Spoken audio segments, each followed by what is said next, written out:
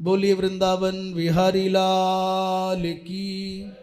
श्री वैशंपायन जी महाराज कहते हैं, राजन, सत्यवती अर्थात जिनका नाम काली, काली इसलिए था कि रंग काला था, और मत्स्यगंधा नाम इसलिए था क्योंकि उनके शरीर से मछली के जैसी दुर्गंध आती थी, और सत्यवती इसलिए था कि ऐसे विषमतम वातावरण में भी सत्यवती के संस्कार न मरे। वो सत्यनिष्ठ थी, सत्य भाषण करती थी।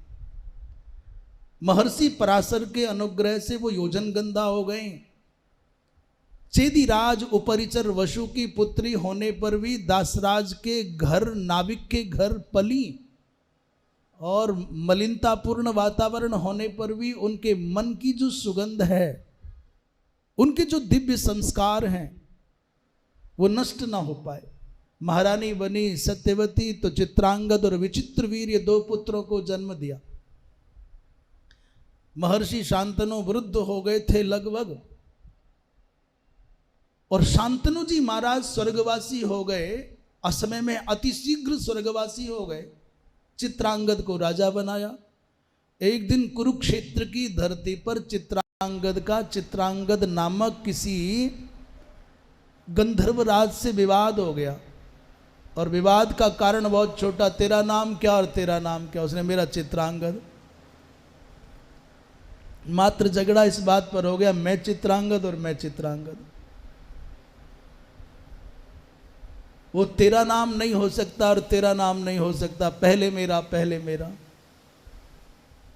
इनको अपने होने का अभिमान, उनको अपने होने का अभिमान। पहले संवाद, फिर विवाद, फिर संघर्ष और फिर युद्ध। 3 वर्ष तक अनवरत। अभी 3 वर्ष तक लड़ाई चल रही है, भीष्म बीच में क्यों नहीं गए?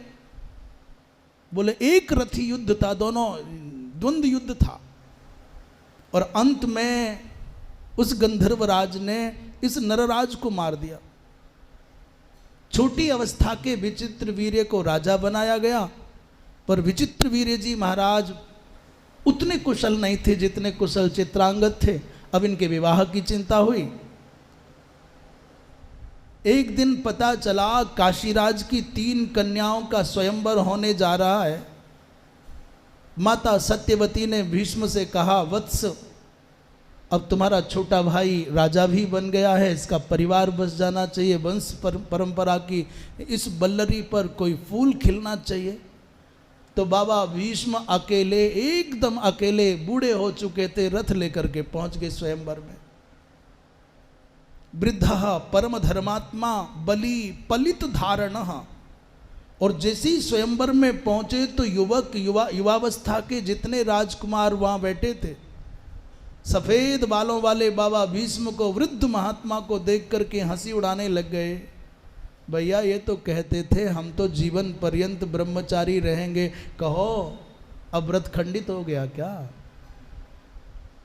और कुछ मस्खरे टाइप के, कुछ व्यंग करने वाले, कुछ तीखा बोलने वाले, कुछ होते ही हैं। ब्रह्मचारीति भीष्मो ही हसंति स्म नृपाधमाः, अधमाः नृपा हसंति स्म। क्या कहकर बोले ब्रह्मचारी, और बुढ़ापे में विवाह करने की।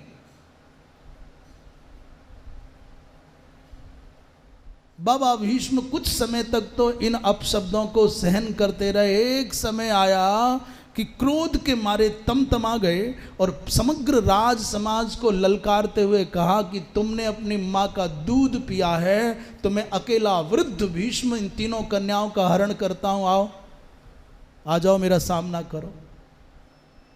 मैं बलि पलित वृद्ध हूँ।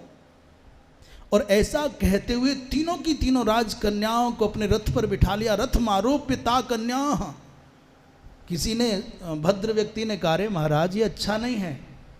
उन्होंने कहा 8 प्रकार के विवाहों में क्षत्रियों के लिए ये विवाह सर्वोत्तम है।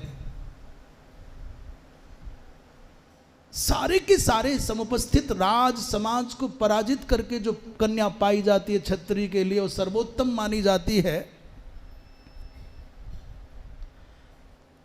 ये माना है भूपाल समुदाय पूर्वोक्त अष्टविध विवाहों में सभी शास्त्रोक्त हैं, परंतु उस पर भी क्षत्रिय के लिए तो सर्वोत्तम है कि राजाओं को पराजित करके कन्या का हरण करे और हरण करके वरण करे, आप लोगों में शौर्य है तो मेरा रास्ता रोक लो।